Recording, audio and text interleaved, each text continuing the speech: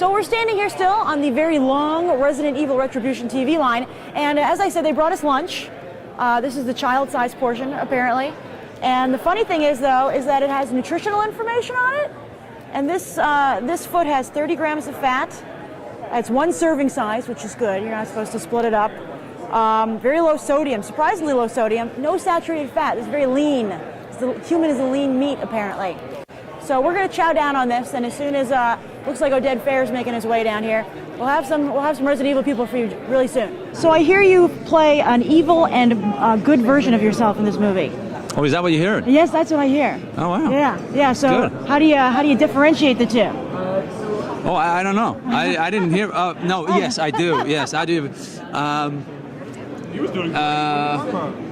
That's a good question. You know, it was good. We kind of shot them separately, so it was kind of easy. Same character? Yeah. And you know, I think we all have it in us. Sometimes I'm the good dad, sometimes I'm the bad dad. Who do you like being?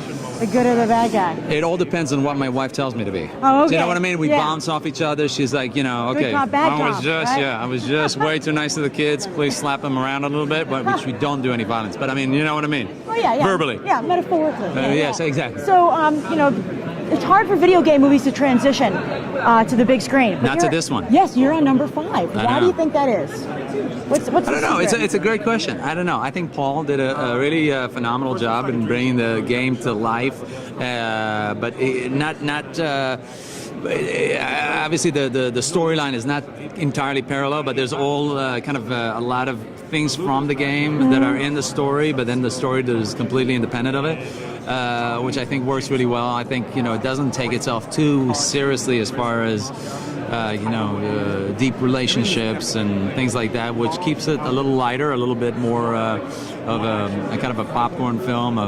You know, there's a lot of people dying in the movie. That's true. You can't stop and you know, on every one of them. It would take the whole movie. You gotta move on. You know what I mean. You gotta move on. Sometimes they come back. It's like, hey, my husband just got killed. All right, gotta move on. Keep moving.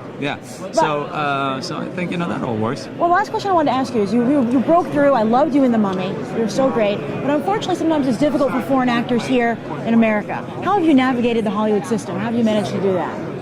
I try to stay as far away from the Hollywood system as I can possibly stay away from it. You know, and then there's no navigating. There's just working. I don't know. It's a great question. I don't know. I feel very blessed, you know.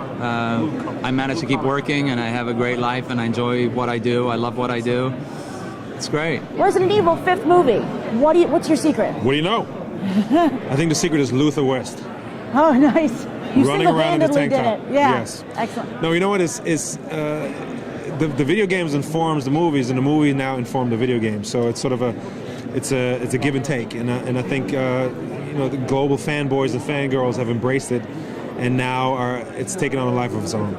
And hopefully we'll go on and on and on, because in Resident Evil there's really no limits of what you can do. It's post-apocalyptic, zombies, you know, crazy fight scenes. It's a real grab bag. Epic. Yeah. And it caters to our obsession with the afterlife. So it's all packed in one, and Mila in the middle of it. Come on, Mila. Right. It's just Mila, really. So, you might have noticed that we did not get to talk to Milla Jovovich, Michelle Rodriguez, or director Paul W.S. Anderson, and that's because it was crazy in the TV line today. They had a bunch of studios on one line, and the TV line was, as I said, way long, and they actually left after only going through about a third of the TV line, and we happened to be on the 2/3 they didn't cover. But they did give us this bag of swag, so let's see what's in it. All right, so we get this cool T-shirt, this Resident Evil T-shirt. So as you can see, it says 10 years of the virus on the bottom. It is an anniversary shirt, which is pretty nice. 10 years, that's pretty impressive for any franchise, much less a video game franchise. So we got that.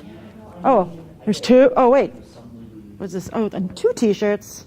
Haha, when it rains, it pours. I'll have to wear these on Beyond the Trailer. This says, oh, it's an Evil Dead shirt. Okay, so this is the new Evil Dead shirt. It's got that cool logo. They also have a poster of this up at Comic-Con. And then it says, in theaters spring 2013. So 2 for 1, all right. Then, I guess they're linked. Oh, this is a whole bunch of different stuff. And we got unscented hand sanitizer for Resident Evil, complete with virus beads.